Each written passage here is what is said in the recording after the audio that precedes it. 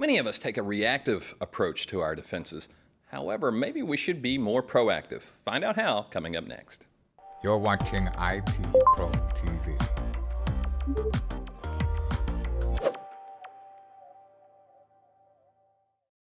Hello there, and I'm glad you could make it back. We are talking about active defense. And well, you know what? I just said two words that seem kind of loaded. Maybe we should start there. Daniel, what is active defense? Yeah, what is active defense? You're right. It kind of like, aren't they in complete like opposition? Yeah, you're like, it's what? an oxymoron. Is that an offense? Yeah. Is that what we're saying? Yeah. Kinda. Yeah. But we're being, what do they say? The best defense is a good offense. Yeah. Right. So that's kind of the idea here. And what we mean by active defense is really the fact that I like how you put it. I don't just have to sit back and wait for something to happen. I can start doing things to make sure that if and when something does happen, I'm better prepared. And I've even got some traps laid out for the burglar who's trying to infiltrate my system.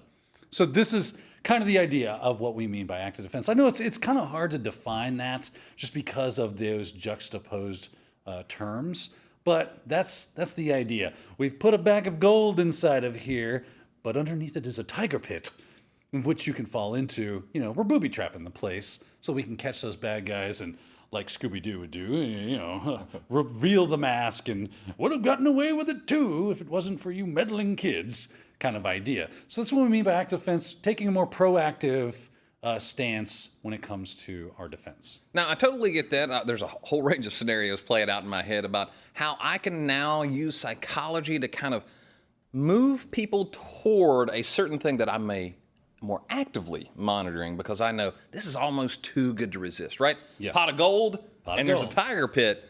Man, I might run after it. Yeah, That makes sense in the real world. it does make sense. But technology-wise, what does that actually look like? How do you make a technological pot of gold? Yeah, right? yeah. And then how do you put a tiger pit underneath it? Exactly. That's a great question and an apt question. We have some specific tools that can help us out with doing this. One of those tools of which we can employ, and probably one of our best tools, and this was really controversial up until recent times, was the deployment of a honeypot or a honeynet system. Now, what this is our digital pot of gold. I've got something that looks so enticing that the threat actors that may be targeting me, guess where they're going to want to start? They're going to be like, man, I bet, right? Because that's human nature. It would take a very seasoned and mature threat actor, something like APT, to not fall for that. And depending on how good we make that gold look, we could even entice the most mature and seasoned of threat actors out there to falling into our trap. So to make that gold, what do? Well, we build a system and we stick it on our network that has some vulnerabilities in them. That's what we mean when we say a honeypot. It's that bear wants to come and grab that honey, right? But the bees are there. That's the problem. So how do we do that? Well, we could do it manually.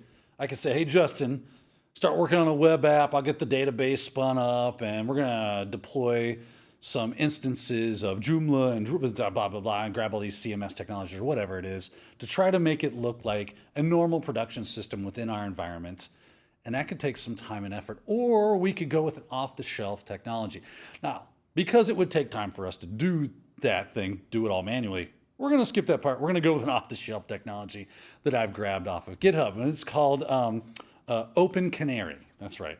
Open Canary. So great piece of software. Just search GitHub for it, and I'll make sure to add a link into the learner resources so that you can grab that really easy. But I've installed it. The instructions were pretty simple. And all I had to do was, I'm going to have to jump into a virtual environment for Python because I'm running Python 3 and this requires Python 2.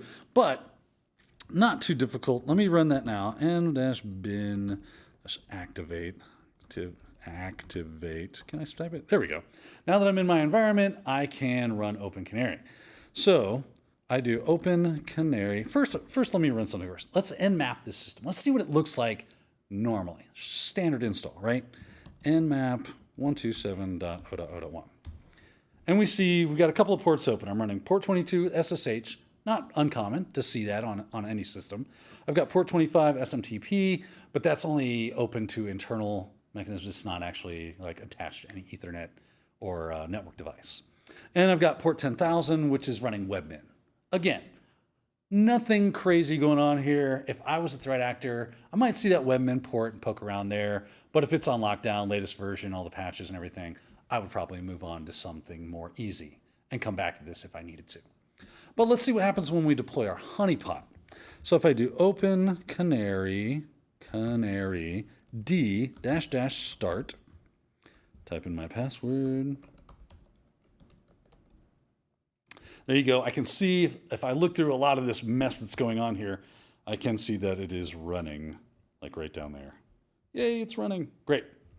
Now that it's running, scroll past that, let's run that nmap scan one more time.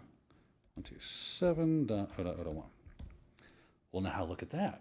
We've got a whole lot more information going on. A lot more ports are open. This might be a bit more enticing for somebody because I'm seeing things like, whoa, Telnet's open. Does this fool run Telnet? This fool could be running Telnet.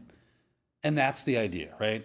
Now, Justin is my threat actor. He's looking at this, and he is drooling like a St. Bernard, going, I'm about to own a box. Hardcore. And of course, the more you enumerate, the more it's going to tell you, like, maybe something like an out-of-date. I can go into the configuration file and say, oh, this is an out-of-date version of such and so. Oh, even better. And I can actually install those things so that if I wanted to make this a dedicated honeypot sitting there just waiting. Now, the trick is you do have to pass some production stuff, or at least stuff that looks like it's production, so that it continues to fool the threat actors. Maybe once they get access to it, they realize, I have fallen into a tiger pit.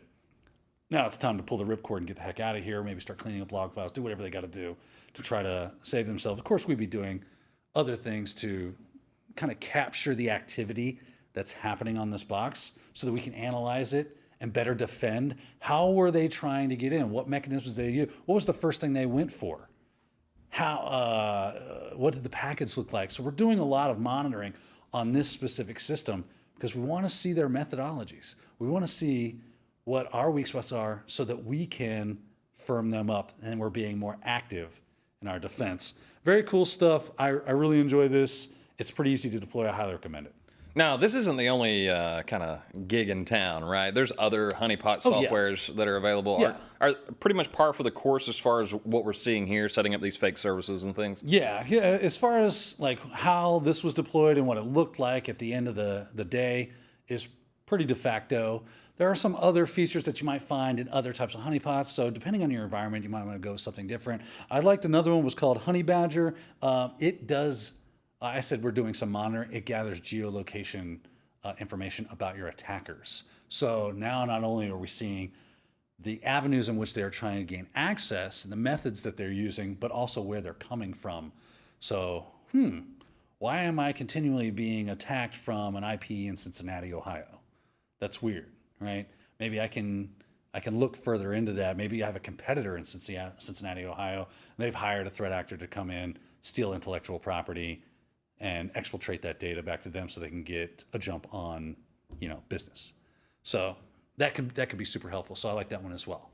But other than that, honeypots, as you saw, not completely difficult to work with and run. Just takes a little bit of time and effort. Now, this is just a set of software. This is some tooling. However, this doesn't seem like this is the only way we can be active in our defensive measures. What are some other maybe methods or techniques that we may employ? Yeah, great question. And it does lead us right into the idea of what are some methods or techniques that we could use and not just tools. Because you want to have both sides of the coin. I got my tools. Now I need to use some good techniques as well.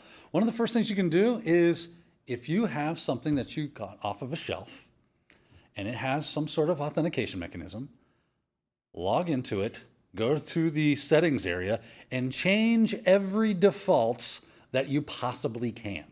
Okay?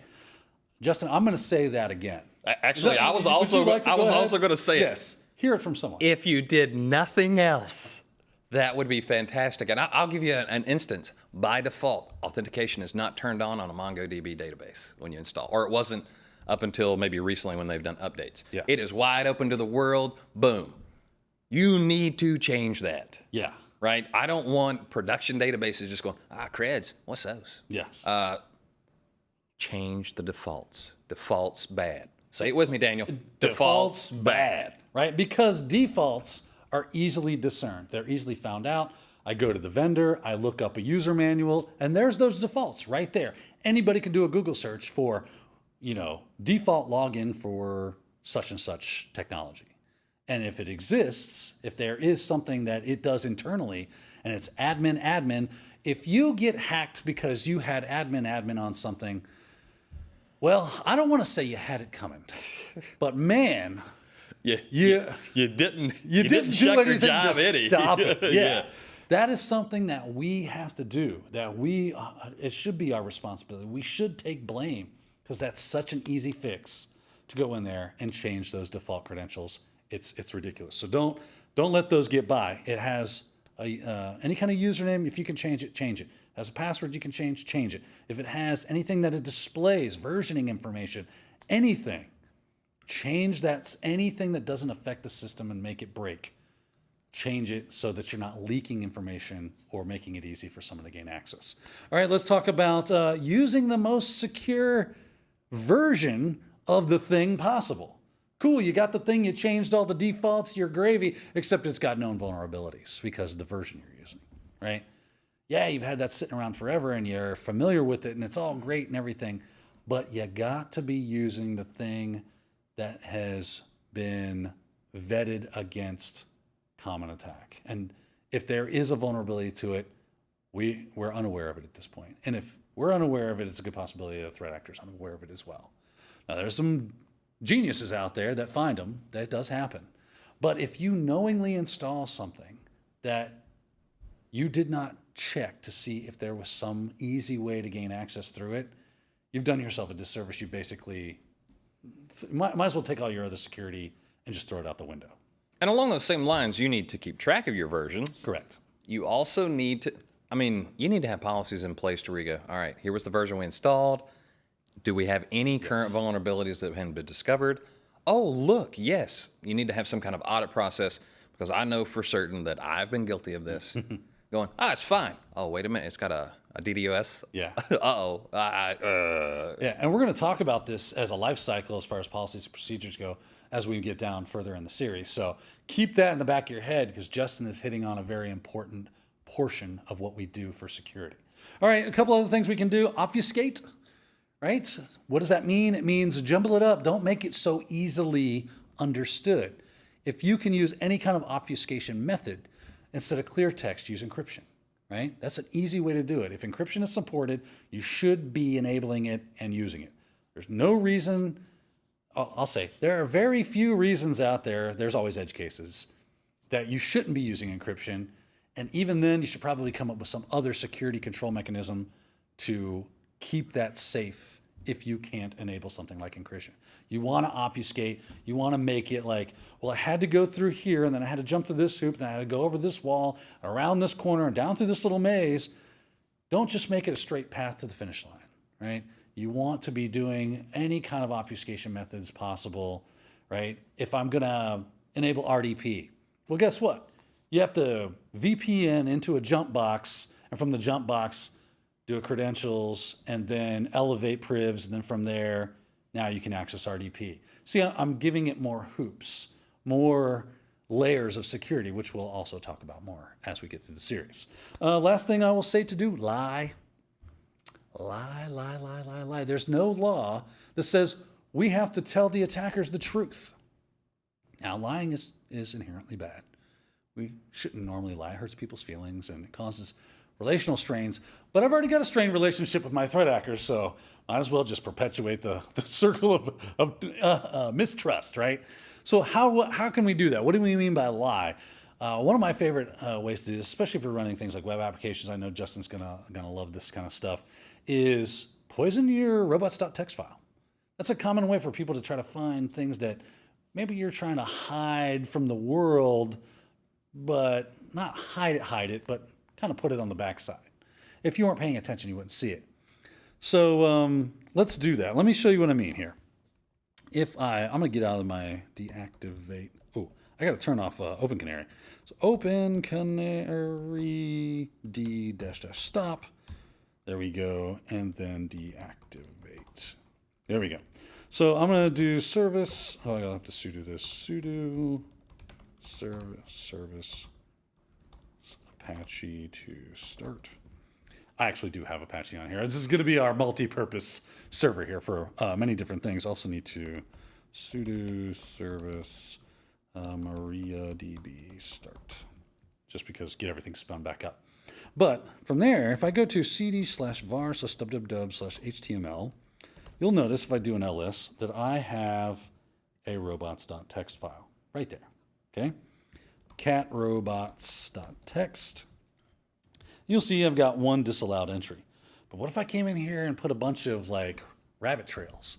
I added a bunch of directories that have what seemingly might be some interesting stuff, but some scripts that don't run or scripts that do run but don't do anything. And they think, and they start wasting their time. So lying to them by saying, oh yeah, I've got all these directories. I hope nobody sees them because I put them in that robots.txt file. And then they start following those rabbit trails and they're finding things, but they're not really doing something, or maybe make a fake upload page and a fake login page. I love doing stuff like this, kind of creating your own honey website kind of thing, right? It makes them waste their time. And guess what? Time is what's been on their side. So the more I can suck away from them, the better, and the more secure my system can be. It can just be a lot of help for us, and then maybe even raise some red flags and some alerts to some activity that looks suspicious. And now we're onto them a whole lot sooner than we would have been if they just went directly for the real gold and we're gaining access that way. So lie, definitely lie. Now, speaking of lie, Daniel, would you consider lies by omission like part of it? Sure. What I mean is like all those wonderful headers that for some reason web applications love to send across. Take that out. Remove. One of the first things. Replace it. Yep, replace it. Yes. Yeah, that's even better. That's even One of the first things I do when I'm building a web application, or if I go to a new website, boom, what's this look? Powered by Apache 2.4, WordPress 5. I go, this is nice. I mean, I'm not a bad person, but if I was, this would be real nice. One of my favorite little sneaky tricks is to QoS. So if someone accesses a certain page, I QoS that IP so that they slow down enough to where they're like, man, what's going on? But not enough to give up. And it's just, again, slowing them down, frustrating them, making them make mistakes. They make a mistake, I'm more likely to catch them in the act and see that happening before they get to their actual real good stuff. And to some extent, what I'm hearing, right, we know that people are going to come for these, but even if we don't know they're there, if we can extend their stay without them actually getting to true gold, Correct. We've increased the likelihood that we're going to notice they're there, right? He's a smart kid. I try. A+ for Justin. Justin, that's what I got for us today. That's active defense. We can employ techniques, right? And tools. Tools are things like honeypots, techniques, obfuscation, lying, and what else did I have? Defaults. Defaults. Change those defaults. Defaults, bad. Hammered at home. Yeah. But there you go. That is active defense. All right, well, there you have it. We are finished with our active defense, but always stay proactive whenever you're defending your systems. But definitely join us on back for more GSEC. But for now, we're going to go ahead and get out of here. So signing off for IT Pro TV, I've been your host, Justin Dennison. I'm Daniel Lowry. And we'll see you next time. Thank you for watching IT Pro TV.